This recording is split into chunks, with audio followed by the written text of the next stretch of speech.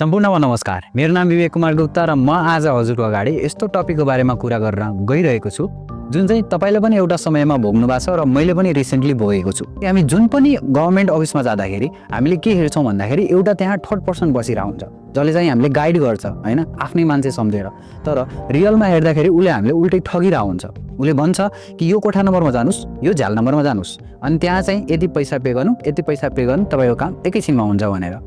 अहिले बालेन सरकारले यस्ता मान्छेहरूलाई बिचुलिया भनेर सम्बोधित गर्दै समातिरहेको छ। आखिर को हुन् त यो बिचुलियाहरू? कसरी सर्वसाधारण जनताहरू बिचुलियाहरूको ग्रिप्टमा फस्छन् त? कि कार्यालयले पैसा सङ्कलन गर्नका लागि बसाएका व्यक्ति त होइनन् यी बिचुलियाहरू? किन बालेन सरकारले लियो बिचुलियाहरूमाथि कडा एक्सन? के साँच्चै नै कार्यालयमाथि थियो बिचुलियाहरूको हाबी? के अब बालेन सरकारले बिचुलियाहरूलाई गर्छन् त पत्ता साफ? यी पाँचैवटा प्रश्नहरूको उत्तर अर्को भिडियोमा आउनेछ। तबसम्मको लागि फलो गर्नुहोस्, लाइक गर्नुहोस् र सेयर गर्नुहोस्। धन्यवाद।